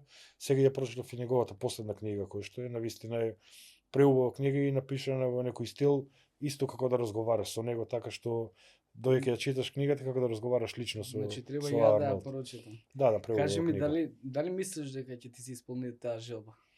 Па не, сигурно ќе ми се Сигурно исполни. бидејќи Сигурно ќе ми као се што ги исполни, посакуваш работите, као што се исполнуваат цело време, Да. верувам у тебе дека ќе се исполни. Ние таа со Арнолд желба. си имаме сретнато 2015 година кога бевме на негово такмичење, јас и сопругата бевме на вече постои Арнолд Класик такмичење кој што е овде во Европа, го има и во Америка, во Охајо се одржува, сега почна и во Бразил. И лично и беше и тој присутен таму, но навистина тој кога дојде со обезбедување повеќе од председателот на државата. Значи И хаос. не можеше да доприш до Да, него добре. во никој случај. Онака само далеко што го видовме како помина, а мислам дека Венус Бич дека ќе биде место кое ќе сретнеме и ќе разговараме за Александар Дај Македонски. Боже, ја од срце ти го посакувам тоа. Кажи ми, ја сега сам да ја знам приказната околу Олимпик Геар. Како тоа што станува? Заштитно лице или франшизата ја добиваш за тука Да. за цел Балкан, тоа ме интересира. Човек секогаш треба да има визија. И Пошто тоа не е мала работа. да, секогаш треба да има визија и треба да знае и да знае што сака во животот да направи. Јас кога почнав веќе кога знаев дека ќе одиме за Америка, ги следев Мистер Олимпија нормално на нивните страници Инстаграм, Фејсбук, секаде. Тие веќе почнува да прават нивен бренд, но тоа беше само облека за нивните надпреварувачи. И видов во еден момент дека почнаа да прават и неколку мајци и една врста на спицфаерка, но во различни бои. И јас од овде купив скроз бели тренерки за мене и за Габриела, си платив добар дизајнер од овде и ми ги дизајнира Мистер Олимпија Тоше Зафиров Македонија, баш убави, Тоа, преубави. мислам дека го имаш кажувано дека тоа се Адидас тренерки. Адидас, така? да, преубави, значи, преубави. И кога стигнавме во Орландо, они имаа штанд 2 метра на метро, маса. 10 почеток. мајци на почеток, ептен. И овој што е Вил, што е менаџерот сега на Олимпија Герка, што се веќе гиганти големи, кога виде не можеш да поверува и ми вика не е можно, вика подобри твоите тренерки од се што имаме, од кај сте, што сте, почнавме разговор тука. Јас купив неколку маички, они ми дадоа од нив неколку маички. Овде цело време ги тагнував нив. Но се им беше со цел полека да се приближам кон нив. И тие негден септември месец ми испратаа договор дали сакаш да бидеш нашиот прв бренд амбасадор, заштитно лице, збориме на светско ниво, одредена сума на пари и сите модели што се на Мистер Олимпија како излегуваат, да ти ги праќаме. Сите пари они што ми ги даваа, јас овде ги инвестирав во реклама. И стварно снимав профи реклами. Снимавме горе на Браво. Козјак, снимавме овде, тие реклами во Америка вредат многу пари. Јас кој им ги праќав на нив, не можеа да поверуваат они. Дека А, за толку да. дојде. Да, а меѓу време работевме и цело време преговарав како може тој бренд полека да го донесе во Македонија. Веќе втората година има штанд од некои 5000 метри квадратни на експото, кој што беше навистина голем. Третата година и јас и Габриела бевме дел од нивното експо, кај што бевме како модни лица таму, учествувавме заедно со Брендон Хандерсон, кој што е еден од билдерите 3 пати кој што бил Мистер Олимпија во категоријата физик. Браво. Многу познат. Например, со такви луѓе бевме све. И веќе имавме добри контакти, добри преговори и кога разговарав и со моите партнери во Австрија, кога им предложивме од Америка да отвориме, да земеме во Австрија, да отвориме во Македонија, тие се согласија тогаш и не дадоа франшиза за Европа, ни дадоа овде за Балкан, одземавме. И веќе сега, оваа година има штанд од 10.000 квадрати, 5.000 квадрати за машки, 5 за женски, навистина преголем експо имат веќе многу модели, што и бренд што мислам дека ќе расте многу повеќе, но ќе видиме како ќе биде овде во Македонија и горе. Сега за сега како иде? Па сега не е кој знае што сјајно, онака е, можам да кажам, Нормално. релативно добро, бидејќи сепак е нов бренд кај нас и малку цените се скапи, бидејќи ни се што ни стигна од Америка, доека да стигне до овде, има многу трошкови за Царини, превоз, царини, даноци. даноци, да, па ќе видиме како сега сме во некои преговори да почне да се шие истите тие и овде во Европа негде, да имаме помали тие транспорт тие трошкови, па ќе видиме како ќе биде. Мислам дека ќе најме заедничок јазик, така да. Добро, мислам дека Да. квалитетот е пак си ја прави цената и Мислам, Таа- види во Америка е страшно нешто, значи. Они прават по 2-3 милиона евра на ден, кога е мистер Олимпија таму. Таму се чека по 2-3 сата да влезеш на нивниот штанд. Не можеш да влезеш. Секој што оде на мистер Олимпија сака да купе барем едно парче да има успомен од тоа. А они навистина имаат сега премногу модели, навистина преубави модели. И тие не се за тренинг или за вутрата, тие се луѓе со било каков спорт да се занимава да може да ги носи. Дури и за излегување јакната што ја носи сега овде, сите тие така да се во голем подем. И во Америка веќе тие функционираат феноменално, почна и во Азија сега, почна во Европа овде. Па мислам дека ќе се расшири. знаеш дека све у Америка што е кај нас стига после 20 години е умора, така Па ќе да почекаме исто- 20, ќе 65 ќе почекаме, бидам, да, Исто имам тоа време. што Да. беше со подкасти, сега стеја стигна Да. тека кај нас умора, така. Не се брзаме што Не се млади сме, брзаме, да. така е. Сам да те прашам е така како за некој од предпоследните прашања, каков татко е Тоше? И на што ги учи своите деца? Тоа ме интересира многу. Па мислам дека Да даеме еден пример на луѓе во сега. Што треба да поседува еден родител за да пренесе на своите деца? Така некако да го формулираме прашањето. можам да се сметам за успешен родител, бидејќи и двете деца мислам дека ми се успешни во тоа што го работат и во периодот во кој што го живеат. Мислам дека сум ги научил на прави Правилните човечки вредности што треба да ги имат. Мислам дека она здраво што го живееме јас и Габриела, дека тие го прифати од нас и го живеат поголем дел и тоа. Синот Блажени студира во Австрија. Тој е со оштетен вид, но сепак и покрај тоа сам студира во Австрија. Еве пред некој ден си најде работа, почна и да работи како асистент на професор на факултет. Функционира, исто вежба, исто се храни здраво, исто живее живот најнормален како што треба да го живее еден млад човек. Значи, Тоа кај нас верувам дека не е јас сум возможно. презадоволен од него како функционира и ја многу пати јам кажано, тој е мојот најголем херој што може да постои. Бидејќи како што прегреска збориме, луѓе при две очи, две раци, прави здрави, а кукат, спијат до 12 сата, ги мрзе да станат, не работат ништо, државата им е крива, се им криво, тој сам се труде, сам отиде таму, сам се запише на факултет, сам седе под стан, сам си готве, сам спрема, сам си најде работа сега. Еве го утре патува сам за Португалија, сам оде, таму имат некои семинари кои што ги посетува, така да борец во животот и за мене тој е хероист. Черката Ангела тргна по нашиот пат, мината година 16 годишна возраст прв пат се спрема за надпревар. Целта им беше дали може да го издржи сето тоа и дали е карактер, но покажа дека е голем карактер, го издржа тој цел припремен дренажен процес кој што е, тие оние строги диети, сето тоа го помина без проблем, на такмичењето освои прво место, го покажа тој такмичарски дух.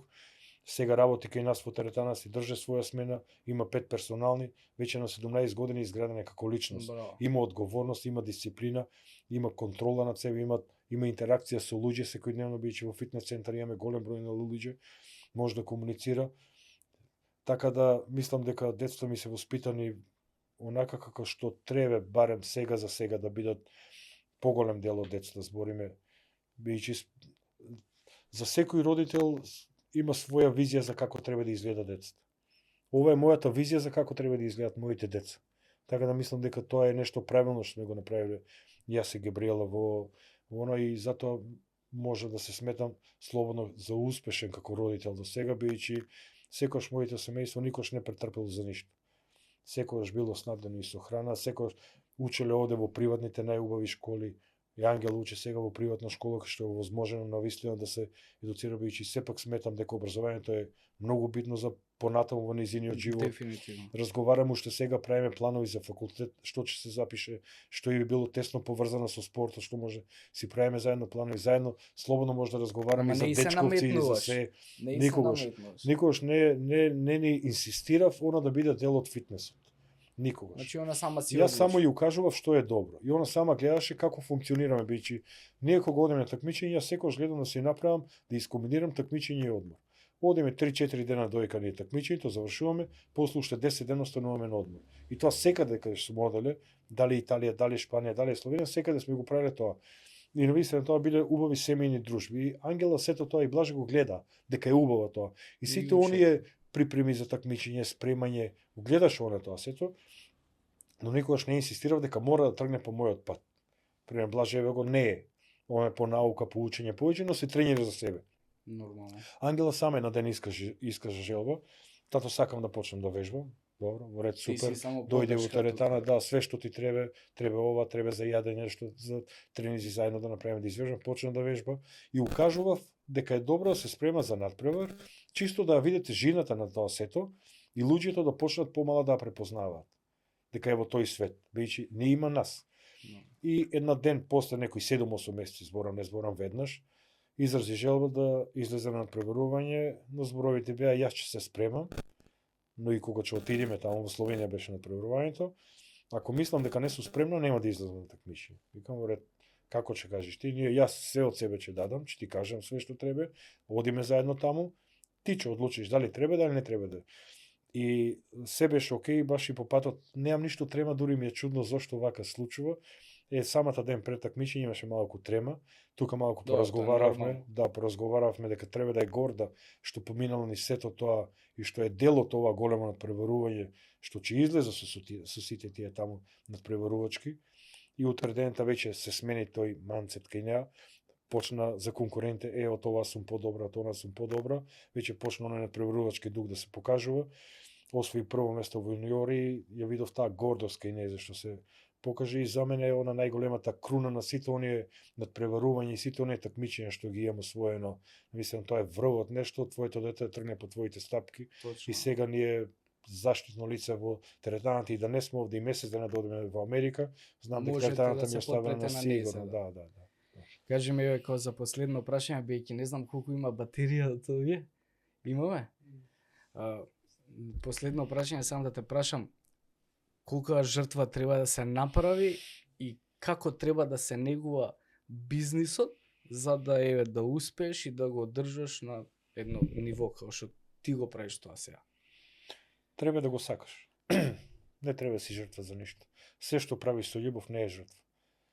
Се што правиш со љубов, се ќе ти врати со љубов и ќе вроде со љубов. Само треба да се негува, треба да има треба нормално, треба сето тоа да се негува, треба да имаш добар концепт за сето тоа, треба да имаш добар план, треба да имаш добра визија, треба да си имаш своји рутини, треба да си го распоредиш времето, денес има време за се, што претходно зборевме, зависи кога стануваме, кога легнуваме, што имаме во план и нормално се денес може да се искомбинира, пак ќе кажам, ако се работи од љубов.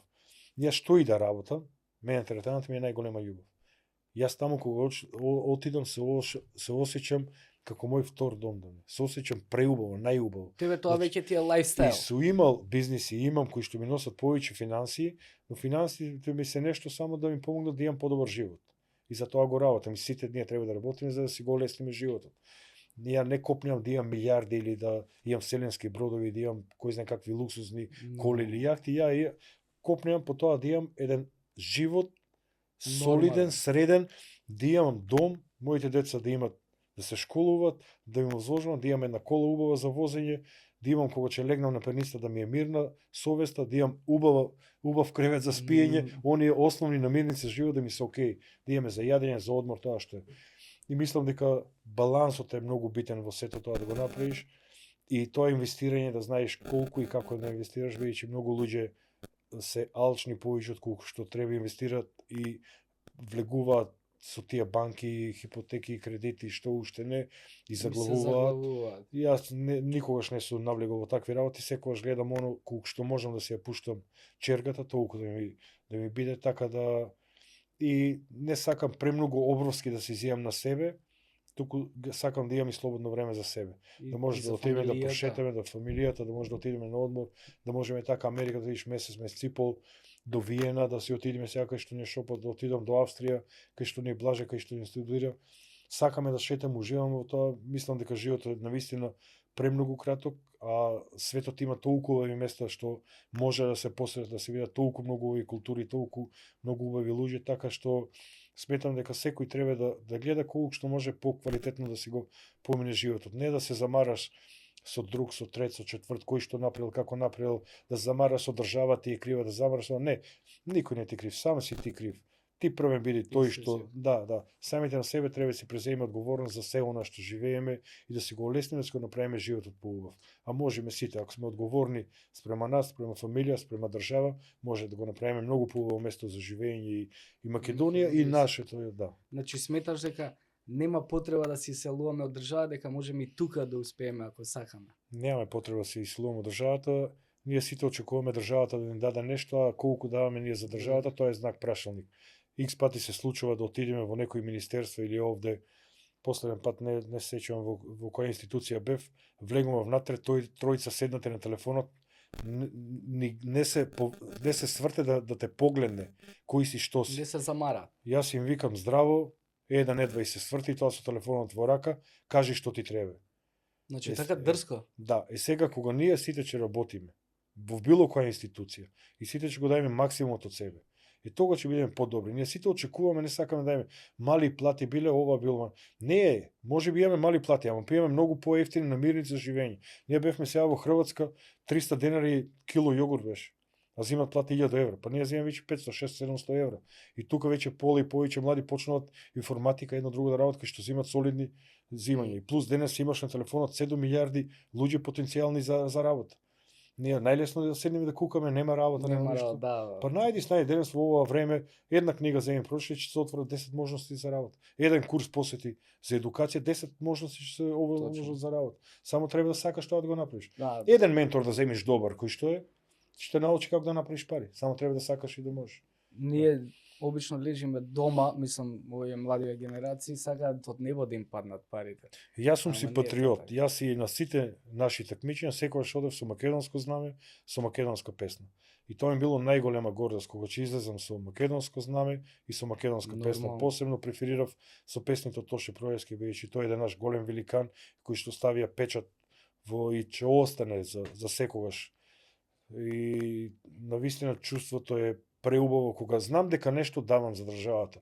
Сега јас толку можам како спортист. Сите помалку ако дадеме, Македонија ќе биде препознаена во цел свет. Ама и тоа А е сите можеме малку барем да допринесеме за оваа држава наша.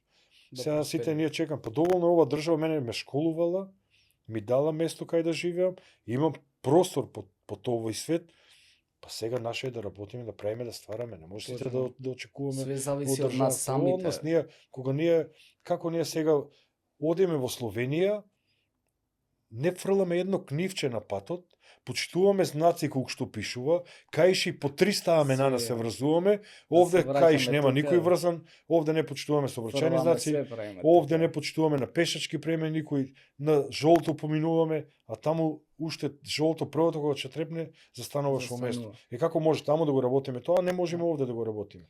Исто треба да го правиме, како таму така и Тоа тука. сакам да кажам дека тоа е патриот, да си ја сааш така на тој начин држата, не да пееш бисер балкански по кафани. Патриот да со се баретка удраш. или со партиски пропаганди не се стана. Така е најлесно.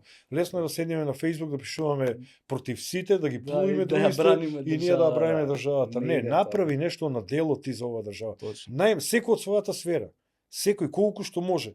Ако си земјоделец, произведи најубаво земјоделско, што и да е, дали јаболко, дали грозје, дали било што. Ќе биде платено, ќе бидеш препознаен, ќе биде оваа држава по било што. Ќе се најде кога е квалитетот. Еве кај нас почна сега прават во Неготина, во Тимињак, јас имам мој школска другар кој што има по 100 хектари лозе кој што произведува навистина прекрасно грозје и кој што веќе е платено тоа грозје, ама квалитетно се работи. И го работа тоа со љубов. И тоа се патриоти за мене. Точно. Вложува овде, плаќа даноци овде, праве све овде за оваа За држава. нашава држава. Да. Јас се согласувам со тебе. Кажи ми кога за крај, пошто знам дека читаш книги, кои книги би им ги препорачал на овие наши млади генерации малце поише да се едуцираат и што би им порачал малце за здравата исхрана и за тоа ти што го работиш у тој свет? Па мислам дека некои први, ако немат прочитано ништо, мислам дека прва книга која што треба да се прочита е од Наполеон Хил "Мисли избогати се".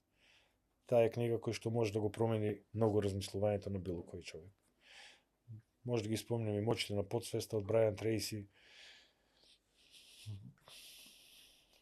Многу сакам да читам и многу ми се убави сега и овие автобиографски книги. И прочитав на Стив Джобс, на Илон Маск, на вистина тие се луѓе феномени.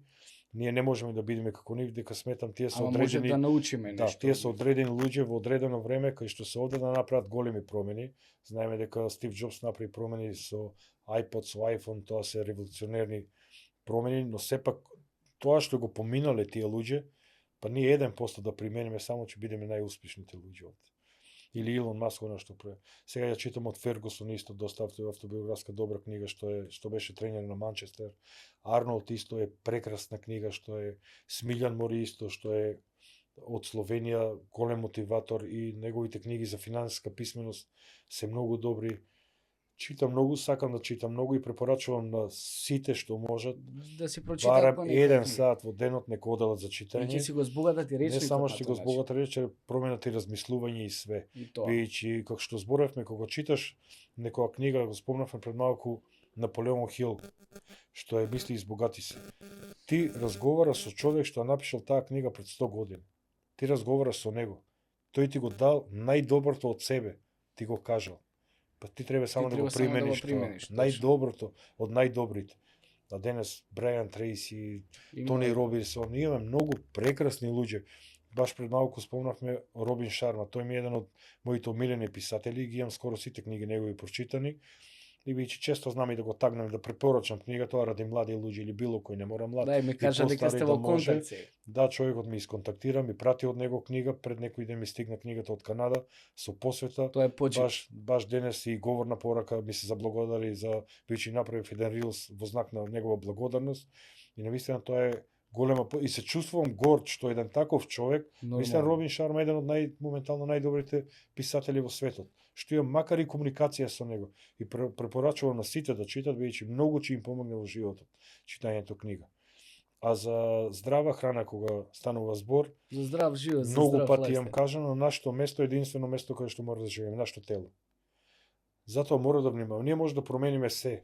И ова место кое што сме сега, куќите кое што живееме, може да купиме друга кола, може да смениме држава, може да смениме. Па сега може и планета да смениме со Илон Маск, може и на Марс може да на отидеме. Марс. Или со интегра, Да, но телото не може да го промениме. И затоа мора да внимаваме на нашето тело. Тоа не е најважно од све. А ние колку ќе вложиме во нашето тело, толку ќе ни возврате нашето тело. Ја често пати кажувам, ние може да го измочуваме нашето тело, може да го тормозиме. Можеме најлошто да му го дадеме на нашето тело, да пушиме цигари, да не се хранеме здраво, да не спортуваме, се може да направиме тоа. Но после 45-та година џаволот ќе си дојде по своето и ќе го наплате цехот што си го мачел тоа тело. Бичи сепак и телото е организам кој што треба да се штити на некој начин. Преку глава, нека Нормално. И сега кога ќе ни дојдат проблеми, тогаш бараме да го спречиме тоа, бараме здрава храна, бараме спорт, а зошто не го направиме тоа сега? Предходно, да. Зошто не го направиме? Што е тешко? Не е ништо тешко. Денес во ова време да се храни здраво, но ова све што имаме, овие намирници. Па денес благо да сакаш да јадиш здраво, имаш протеински чоколада, најубави што може да бидат. Можеш си спремаш милион десерти што се сладки. Може да направиш толку многу има денеска предлози за јадење кои што се здрави, што се во изобилие. Само треба да сакаш. На интернет сега ги има. И многу едноставно. Кај јас сум многу едноставен. Ние ја му ми нагости да дојме, јајца, пилеш корис. Не ми треба друго ништо и салата. Уште од детството. Да, тоа ми е. Па јас тоа го јадам 27 години. Што и некој ќе ме пак ли уште ли јајца јадиш? Па тоа ми е најубаво и тоа е најздраво. И тоа сметам дека за доручек е најдобро да се јаде јајца. Внесуваш здрави протеини, внесуваш здрави масти, што се најпотребни за телото. Внесуваш се она што му треба за едно тело, за еден почеток на ден да имаш. Протеини, јагнени хидрати, влакна, витамини, минерали. Тоа е многу едноставно. Нема филозофија ништо. Скапо било. 250 денари кило стек, 200 денари еден седвиш во седмица. Како е скапо? Да. А во седмица како е скапо? Да, како е скапо? А со кило стек цела ден ќе јадеш. И 200 грама ориз ти треба. И два парадајз. За да бидеш здрав. Да, тоа е. Само треба да сакаш. А мора да сакаш да си го негуваш своето тело. И често го кажувам тоа. Некои може и ми замеруваат поради тоа. Ја кажувам, не бидете себични. Бидејќи луѓето кога не внимаваат на себе. Јас знам и многу луѓе има што ми замеруваат за тоа. Но јас зборам отворено. И после извесно време, на почеток ми замеруваат, но после извесен период истите луѓе ми се јавуваат за совет и променуваат начин на живот. Кога не внимаваш на себе, кога се запушташ на било кој основ, тогаш губи самодоверба. Нема самодоверба во себе, што е најважно од се. После тоа си влече сето. Кога нема самодоверба, кривите се другите луѓе. Кривите околината околу тебе ти е крива. Кривите се сите околу тебе. Негативен си ти. Негативна енергија шириш околу тебе. А зошто тоа да го имаш? Кога тоа многу едноставно може да се спречи. Тоа не е зборам луѓе сега има некои што стварно имаат проблем со здравје, тироидна жлезда или било што. Тоа е веќе друго. Тука не навлегувам, бидејќи тоа се стварно здравствени проблеми кои што треба и медицински лица што знаат на таа тема со нив да работат. Но прав, здрав, истрвен за јадење. И тој да ми кажува. Значи све се може ако се сака. И треба да се сака. Треба да се сака. Значи тоа Треба да се сака сами од себе. Ако се сака сами од себе, ќе ги сакаш и другите. Ти ако не се почитува сами од себе, ако не си задоволен од сами од себе, ти нема да ги сакаш никогаш другите. Сите ќе ти сметат на тебе. И тоа го гарантирам дека е така и тврдам дека е така. Во право се потполно се согласувам со тебе. Така да сакајте си се самите себе. А ова беше господин Тоше Зафиров, а ја имам некои поклончиња да ти дам кор за крај од нашите спонзори. Ова е од Apollo. Имаш некои поклончиња тука. За сите тонери, принтери, све што ви треба од таа област можете да најдете на moјtoner.mk. И исто така сам да ти дам еден поклон, ова е од Многу поклони ова. Символично да ти споштуваме. Ова е так, тоа е новчаници, кожни, македонски производи, најдобри и да им се заблагодарам на акција24.mk за ова како што изгледа нашето студио. Тоше, фала ти уште еднаш што гостуваше. Мислам дека ќе дојдеш уште еднаш да си направиме мојот, бидејќи не начнавме уште некој. Уште многу години остана. Уште многу години остана, да, и треба да ги начнем. Да. Ми ветош ли дека ќе дојдеш уште еднаш? Благодарам на поканата, навистина прекрасно што се чувствував и имавме преубав разговор и многу брзо помина целиот разговор. А ни остана уште многу теми кои што може да зборниме, така да втора ќе правиме втора тура. Дефинитивно ќе правиме. Да. Кога ќе бидеш слободен, ќе ми кажеш, ќе го направиме и она што се договоривме. Така да тука сме на располагање. Фала ти многу, а вие уживајте у вечерта, драги мои пријатели. Добар ден, драги гледачи! Во подкаст го имаме најпозитивниот, најдобриот, све нај, Бомбаки!